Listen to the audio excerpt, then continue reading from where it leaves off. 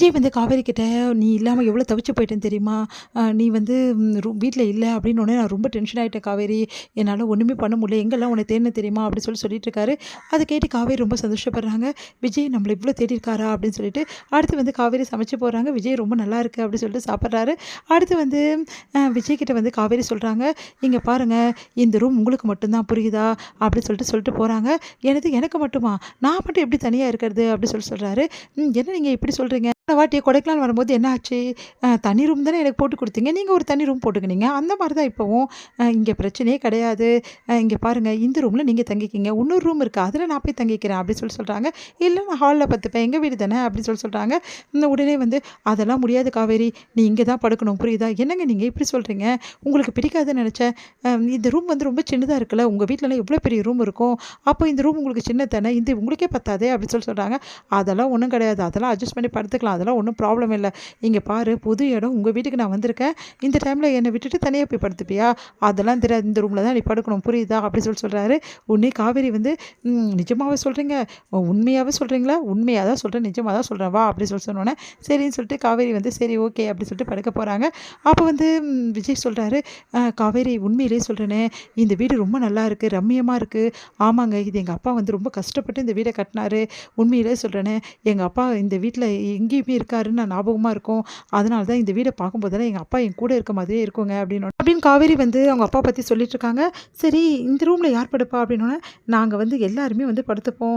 எந்த பிரச்சனையும் இல்ல. நாங்கலாம் எவ்வளோ கலாட்டாவா சந்தோஷமா வந்து சண்டை போட்டுட்டு படுத்துட்டு இருக்கோம் தெரியுமா? சும்மா ஜாலியா இருக்கும்.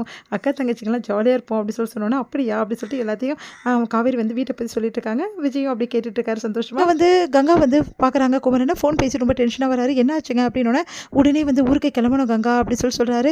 "என்ன ஆச்சு?" அப்படின்னோனே, "முதல் வேலை நாளைக்கு காலைல ஃபர்ஸ்ட்லயே நான் கிளம்பி ஆகணும் ஊருக்கு." அப்படின்றாரு. சரிங்க. என்ன திடீர்னு?" அப்படி சொல்லிட்டு கேட்குறாங்க. "இந்த மாதிரி வேலி பிரச்சனையா அம்மா ஃபோன் பண்ணாங்க. அர்ஜென்ட்டா வரணுமா, அங்க ஆளுங்கலாம் நாளைக்கு வருவாங்களாம். அதுக்குள்ளேயே நான் போய் ஆகணும். நாளைக்கு சீக்கிரமா கிளம்புனா தான் வெள்ளனே போக முடியும்." அப்படின்றாரு. உடனே வந்து, "நானும் வரேங்க." அப்படின்றாங்க. "இல்ல கங்கா வேணாம். அங்க ஒரே பிரச்சனை இருக்கு. இப்ப எதுக்கு?" அப்படின்னோனே, "இல்லங்க நானும் வரேன். நம்ம 2 பேரும் சேர்ந்து போலாம்." அப்படி சொல்றாங்க. சரின்றாரு. வந்து காலைல எழுந்தோனே கண் விழிச்சு பார்க்குறாங்க. பார்த்தா வந்து விஜய் வந்து காவேரியோட அப்படியே வந்து அந்த கைய பிடிச்சுட்டு அப்படியே வந்து தூங்குறாரு. இதெல்லாம் பார்க்கும்போது காவேரிக்கு ரொம்ப சந்தோஷமா இருக்கு. கைய எடுக்க பார்க்குறாங்க. ஆனா விஜய் வந்து நல்லா வந்து அணைச்சுட்டு அப்படியே வந்து தூங்கிட்டு இருக்காரு. உடனே வந்து விஜய பார்த்துட்டு அப்படியே க்யூட்டா வந்து சிரிக்கிறாங்க காவேரி. உடனே வந்து பார்க்குறாங்க. இழுக்குறாங்க. ஆனா இழுக்கவே முடியல. அவ்வளோ வந்து நல்லா கட்டி பிடிச்சுட்டு அப்படியே வந்து தூங்கிட்டு இருக்காரு. "விடுங்க." அப்படி சொல்லிட்டு அப்படின்னு வந்து லைட்டா பண்றாங்க. அப்பவும் வந்து விஜய் வந்து எழுந்துக்கல.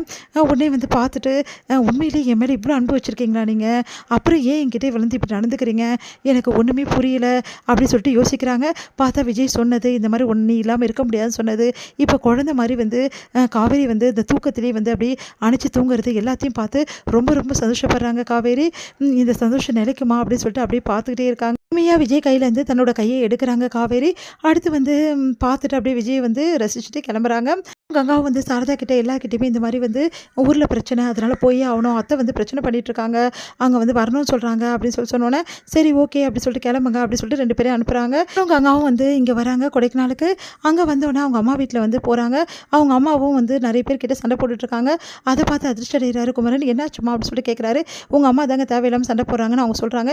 "இல்ல இவன் தான் ஓவரா வந்து அளக்குறேன்ற பேர்ல பிரச்சனை பண்றான்னு" அவங்க அம்மா சொல்றாங்க. 2 பேரையும் சமாதானப்படுத்த முயற்சியில வந்து குமரன் இறங்குறாரு. வந்து இத பார்த்துட்டு என்ன பண்றதுன்னு தெரியாம அப்படியே வந்து யோசிச்சுட்டே நிக்கிறாங்க. இது முடியுது.